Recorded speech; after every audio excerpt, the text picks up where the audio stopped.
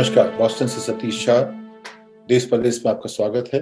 अभी कुछ दिन पहले खबर आई कि बाइडेन साहब ने काफी तारीफ की भारतीय मूल के अमेरिका में रहने वाले वैज्ञानिकों की। मौका था स्वाति मोहन जी, जो कि नासा के जेपीएल का हिस्सा हैं और वैज्ञानिक हैं, उनका जो संबंध था, उन्होंने जो काम किए थे, जिस तरह से उन्होंने एक अंतरिक्ष यान को नीचे लाए, उससे उनकी प्रतिष्ठा बढ़ी। जो भी मंगल पे जो एक अंतरिक्ष यान उतरा, उसको भी उन्होंने उतारने में मदद की। We have Dr. Mohan here with me. Of course, you know her from the landing coverage. Hey, Doc, how are you? I'm doing very well, Mr. President. I just want you to know. For taking the time to speak with us. Are you kidding me? What an honor this is. This is an incredible honor. And it's amazing. Indian of descent Americans are taking over the country. You, my vice president, my speechwriter, Vinay, I tell you what, but thank you. You guys are incredible. ये मौका था जब NASA के लोगों को, JPL के jet propulsion laboratory के लोगों को राष्ट्रपति आमतौर पे एक तरह से ग्रेटिट्यूड जताते हैं, कृतज्ञता जताते हैं, उनकी सराहना करते हैं, उनको उत्साह देते हैं। और ये ऐसा पहली बार नहीं हुआ कि किसी राष्ट्रपति ने भारतीय मूल के लोगों की अमेरिका में सराहना की हो, उनकी तारीफ की हो।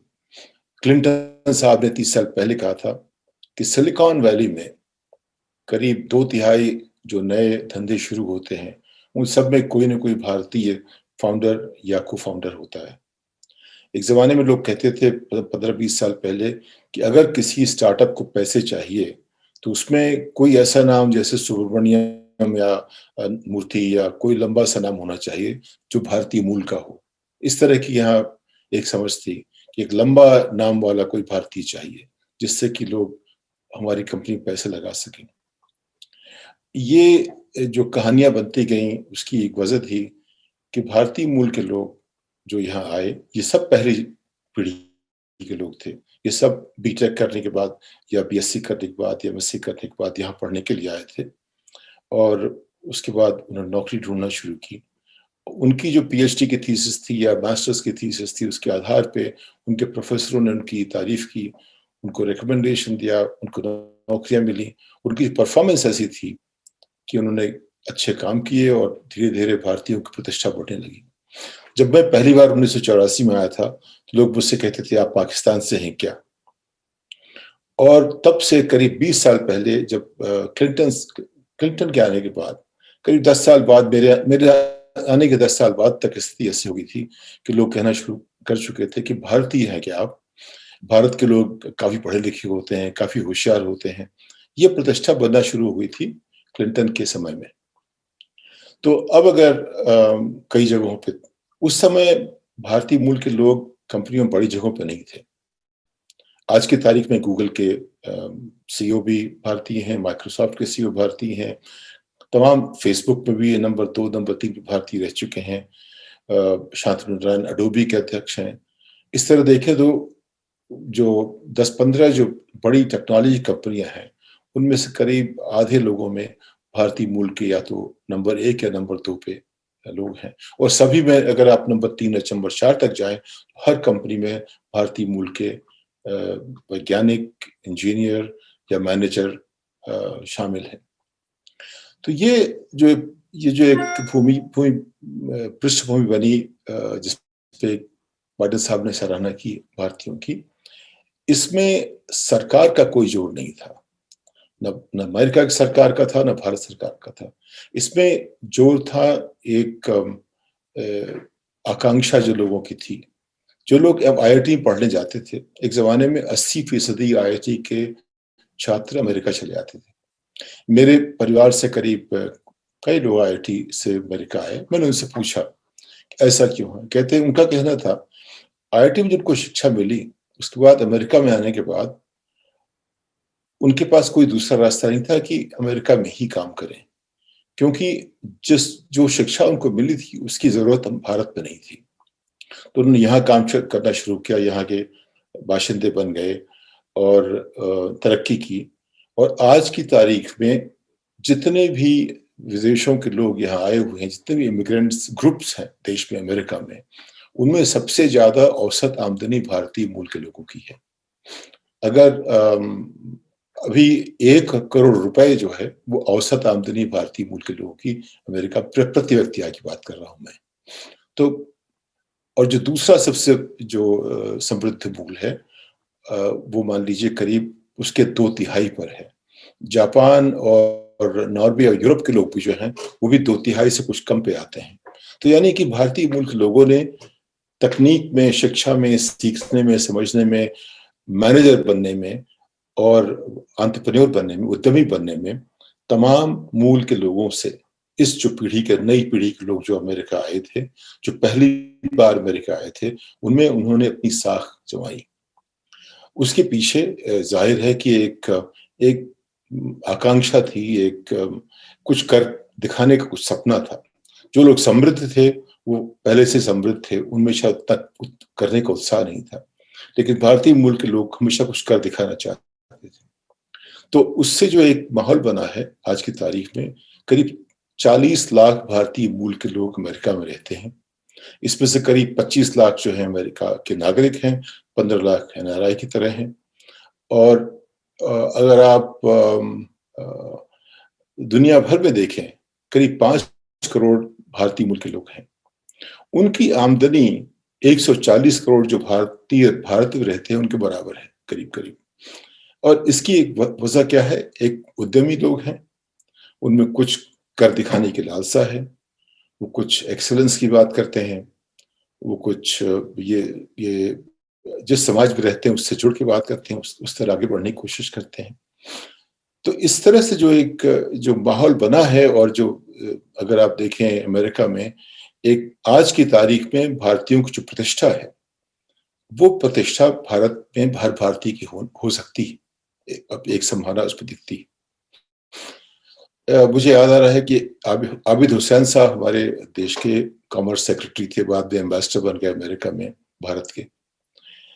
तो वो काफी अच्छा बोलते थे, उनकी स्मृति बहुत बढ़िया थी। वो 2 साल बाद मिले आपको, एक बार मिलने के बाद पहचान लेते थे, लेकिन उनकी प्रतिष्ठा थी कि वो काफी वाक्पटु थे। तो एक बार इंदिरा गांधी ने उनसे पूछा कि मैं सुनती हूँ कि कुछ ब्रेन ड्रेन हो रहा है, ये क्या होता है? तो आबिद ने मुझसे बताया कि मैंने कहा, madam, brain drain is better than brain in the drain. और उस पर थोड़ा सा हंसी आई सबको, लेकिन मोटा मोटी बात ये थी कि अगर लोगों में सोचने समझने की क्षमता है, वो आईआईटी का इम्तिहान पास करके जाते हैं, उनका इस्तेमाल भारत में कहाँ होगा? वो जाहिर है बाहर जाएंगे। तो उन्होंने, आबिद हुसैन ने कहा कि ये जो लोग बाहर जा रहे हैं, ये कुछ समय बाद इतना अच्छा काम करेंगे, इतने समृद्ध हो जाएंगे, उनसे जो एक पैसे वापस आएंगे, उससे देश की तरक्की होगी। इतनी दूर तक आबिद साहब सोच सकते थे उस जमाने में। तो अगर आप देखें पिछली 20-25 साल में जो भारत में तरक्की हुई है, उसमें इस डायस्पोरा की, जो विदेश में रहने वाले भारतीय हैं, इनकी अपनी एक भूमिका है। कितनी बड़ी कितनी छोटी बहस हो सकती है, लेकिन मेरे हिसाब से एक काफी अच्छी भूमिका निभाई है भारत को जिस स्तर पे 2014 तक आ गया था वहां लाने में। उसके बाद जो अर्थव्यवस्था में गिरा हुआ है, उसकी कहानी बिल्कुल अलग है। लेकिन 1990 से 2014 जो 24-25 साल की बात थी, उसमें भारतीय मूल के लोगों की अपनी अलग अलग भूमिका थी। यहाँ से जो उन्होंने बाहर सिर्फ पैसे नहीं भेजे देश में, उसके साथ साथ उन्होंने जाने की कोशिश की। कुछ वो सब लौट के वापस चले नहीं आए, लेकिन उन्होंने छोटी छोटी कंपनियां शुरू की, उन कंपनी को काम दिया।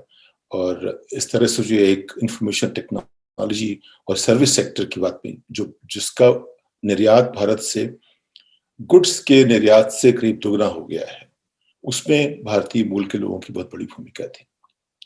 तो हम सुनते रहते हैं कि भारत में एक डेमोग्राफिक डिविडेंड है। डेमोग्राफिक डिविडेंड तभी होता है जब हमारे देश के लोग उतने सक्षम हो जितने बाकी दुनिया के लोग हैं। लेकिन हमारी सरकार ने, तमाम सरकारों ने, चाहे कांग्रेस की हो, चाहे बीजेपी की हो, चाहे मिली जुली सरकार हो, सबने इस पे निशाना नहीं लगाया, निगाह नहीं लगाई, उस पर नजर नहीं डाली, क्योंकि इसकी जमीन तैयार करने में 20-25 साल लगते हैं। उनकी नजर बहुत बहुत आगे 5 साल की होती थी इलेक्शन जीतने की। 20-25 साल इसलिए कि जो बच्चा पैदा होता है, अगर उसको न्यूट्रिशन मिले, वो बढ़ सकता है। उसका ख्याल किया आपने, 4-5 साल में उसको अच्छी शिक्षा दी, उसे पनपने दिया, तो उनमें क्षमता वही है जो भारतीय मूल के लोग, जो डायस्पोरा का हिस्सा है, जो विदेश जा चुके हैं, कम से कम उतनी क्षमता तो उनमें है बड़ा होने की। दूसरी क्षमता होती है जो माहौल से पैदा होती है, वहां कुछ कम भी हो जाए तो भी उनकी क्षमता, जो आज के $2000 कमाते हैं साल में, एवरेज इनकम जो हमारी है देश की, उसके मुकाबले में अमेरिका में $1,25,000 है मान लीजिए, वो करीब 50-60 गुने का फर्क, 60 गुने का फर्क है। तो मान लीजिए 25-30 गुना हो जाता, लेकिन कुछ तो कम से कम 15-20 गुने का फर्क पड़ता। यानी कि अगर हम देखें, उनको उस तरह की शिक्षा दी जाए जिससे कि वो तैयार हो सके अच्छी शिक्षा पाने के लिए। आजकल हम सभी मानते हैं कि अगर हमें न्यूट्रिशन ठीक ना मिले पहले 1-2-3 साल, तो हमारी क्षमता सीखने की, समझने की, वो कम होती जाती है। और अगर 5-6 साल तक ना मिले तो उसके बाद हम कभी बड़े हो नहीं सकते। तो अगर हमारा नेतृत्व इन चीजों पर ध्यान दे तो भारत की स्थिति कुछ अलग ही होगी। लेकिन जो पॉलिटिशियंस हैं वो हर जगह एक ही तरह के होते हैं। बाइडेन साहब, उनको वोट चाहिए, वो भारतीयों को अच्छा बोलेंगे। क्लिंटन साहब को वोट चाहिए था, उन्होंने भारतीयों को अच्छा कहा। ट्रंप भी ऐसा ही कहते थे, बुश साहब भी ऐसा ही कहते थे। वो तो पॉलिटिशियंस की, ये वो सबको ही अच्छा कहते हैं। किसी राज्य में जाएंगे तो वो राज्य महान है, किसी से मिलेंगे आप महान है। हमारे देश में वो बहुरूपिया रहे हैं हमेशा, कोई कहीं पगड़ी पहन ली, कहीं कुर्ता बदल लिया, कहीं पोशाक जो भी कर ली, कहीं दाढ़ी बढ़ा ली। लेकिन इस सब से जो है, आप इलेक्शन जीत सकते हैं लेकिन देश की तरक्की नहीं कर सकते। अगर इसमें एक जो सबक है, जो अगर अमेरिका को देखें, जो यहाँ भारतीयों ने किया है, वो सबसे बड़ा सबक ये है कि हमें शिक्षा जो है हमारी तरक्की का आधार है। और शिक्षा की जो क्वालिटी है, किस तरह की शिक्षा है, वो बड़ी आवश्यक है।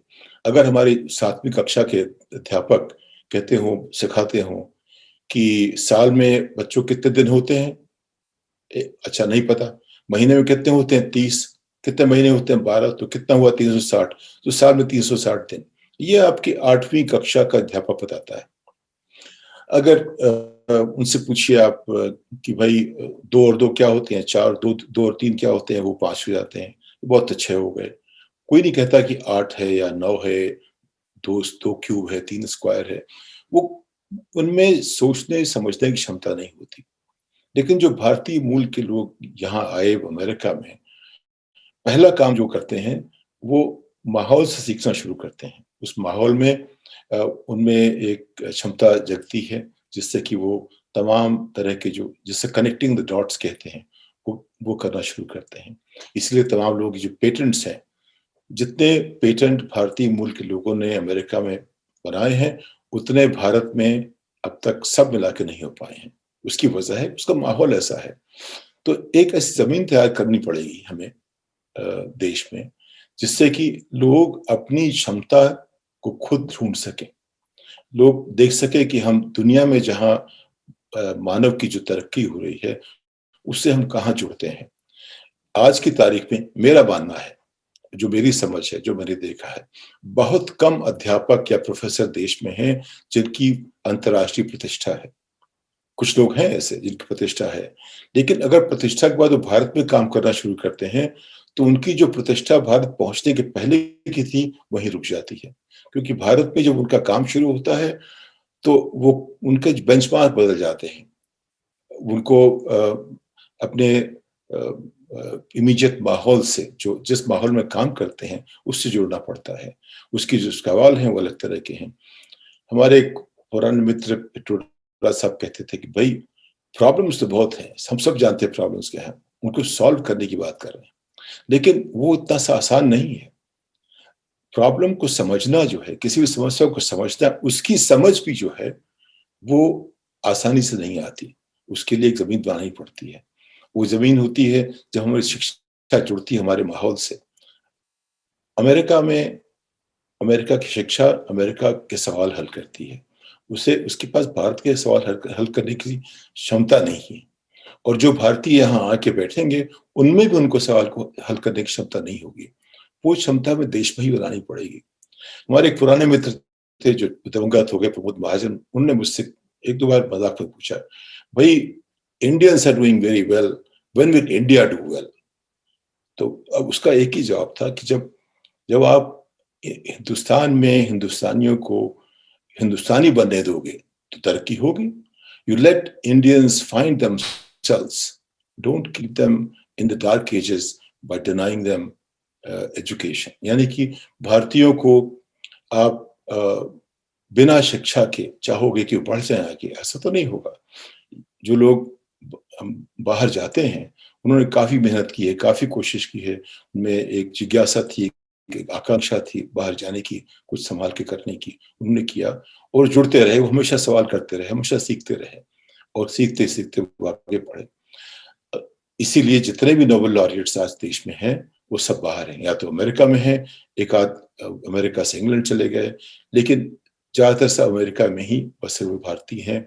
चाहे हरगोविंद खुराना रहे हों, चाहे अभिजीत बनर्जी जो हमारे 2-4 साल बाद जेएनयू पढ़ने आए इकोनॉमिक्स में हों, चाहे हमारे जो हमसे काफी आगे थे अमर्त्य सेन, 2 पीढ़ी आगे थे, वो रहे हों। जो भी है, जितने नोबेल लॉरिएट हैं, चाहे विज्ञान में या अर्थशास्त्र में, वो सब अमेरिका पढ़ने के लिए आए या इंग्लैंड पढ़ने के लिए आए और फिर अमेरिका में उन्होंने काम किया।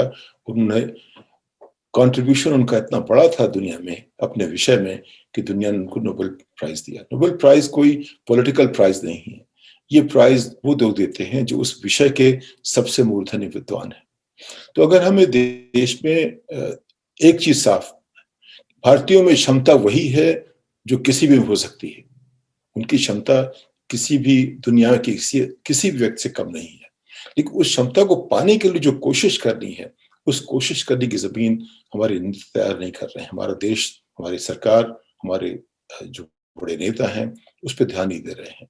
वो सिर्फ अपनी सरकार, अपनी ताकत, अपनी कुर्सी बचाने में लगे रहते हैं, लेकिन नहीं सोचते कि हमारा देश कैसे आगे बढ़ेगा।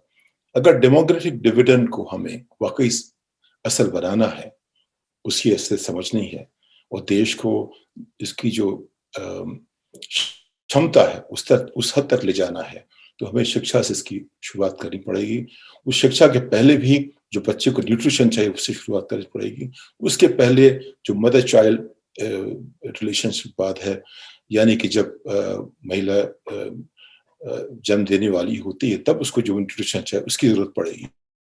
इन सब को देखते हुए अगर हम तैयार करें एक खाका के लिए 25 साल का, तो 25 साल में भारत में जो अमेरिका की समृद्धि की संभावना हो सकती है। इस बात के साथ आपसे विदा लेता हूं, अगले शनिवार 5 बजे फिर। धन्यवाद।